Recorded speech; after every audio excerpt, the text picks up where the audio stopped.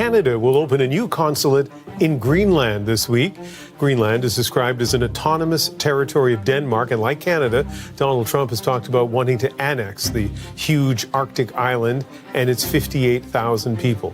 When we open a consulate in Greenland, we are expanding Canada's diplomatic footprint in another Arctic region.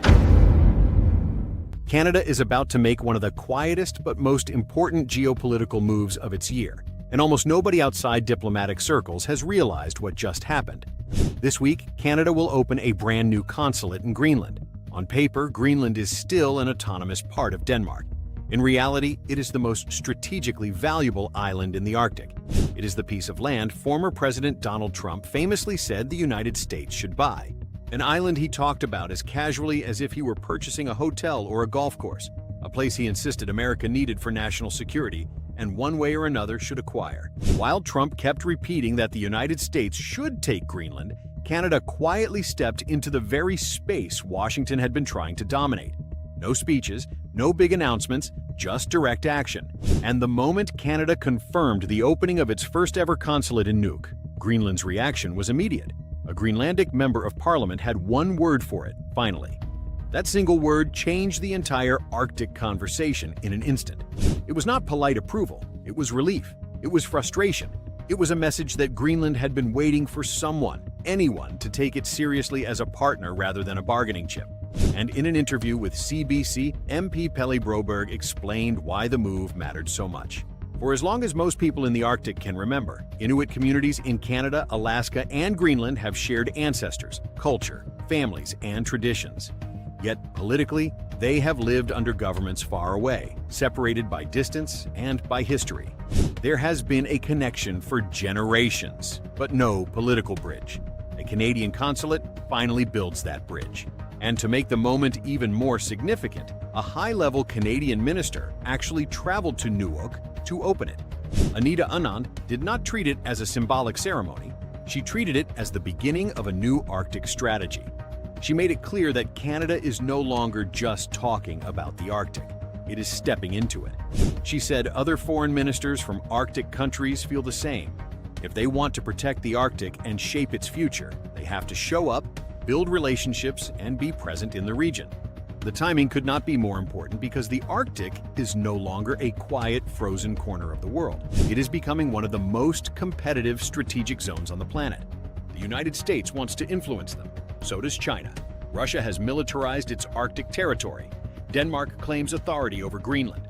And now Canada is positioning itself not on the sidelines, but directly in the center of the Arctic conversation. Greenland sits in the middle of that tug-of-war.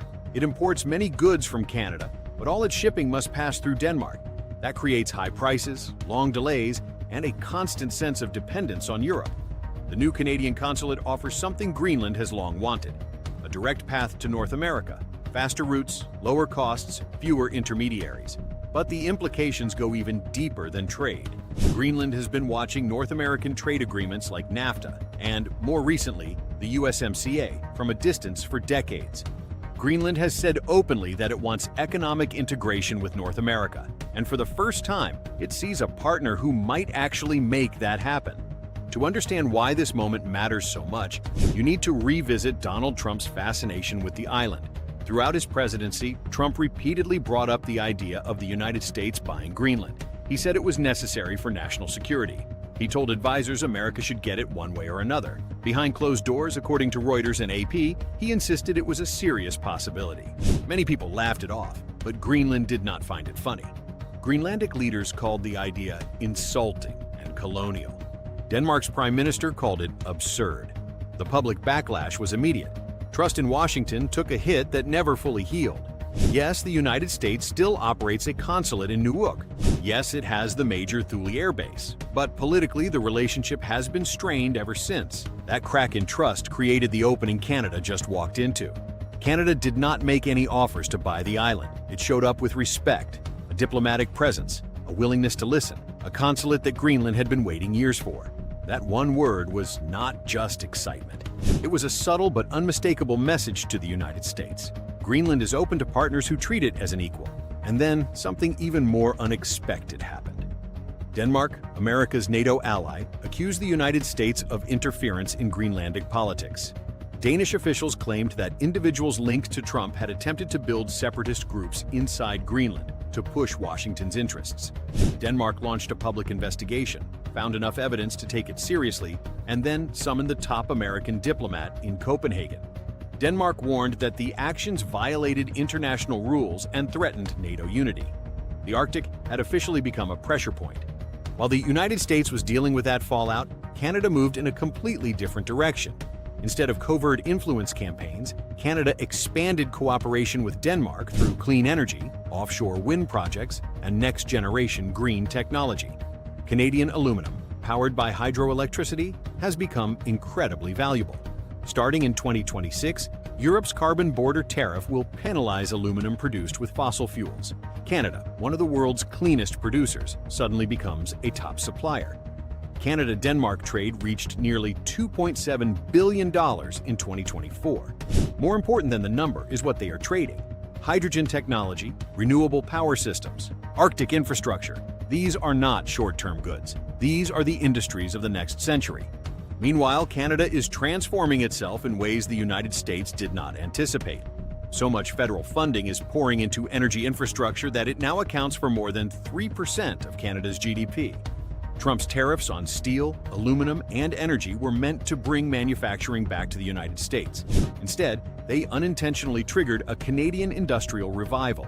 American factories faced rising costs. Canadian companies built new supply chains backed by domestic energy projects. While Trump focuses on confrontation, Canada focuses on construction. One relies on tariffs, the other relies on building real capacity.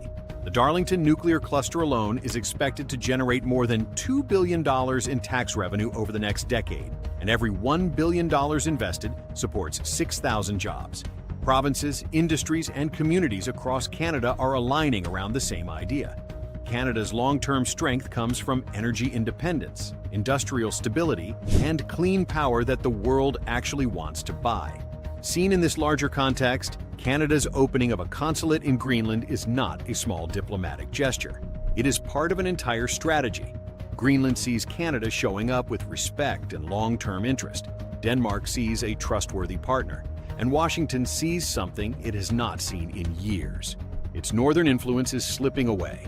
Canada has entered the Arctic not with threats, not with purchases, not with dramatic speeches, but with something far more powerful: meaningful relationships, direct investment, and presence on the ground. Greenland noticed, Denmark noticed, and the United States is noticing now. Influence in the Arctic will not go to the loudest country. It will go to the government that listens, builds, and invests in the region's future. Canada has shown up, and what happens next may determine who shapes the Arctic for decades to come. Appreciate you watching. If you want to stay ahead of global events like this, make sure to like, comment, and subscribe. More must-watch updates are coming.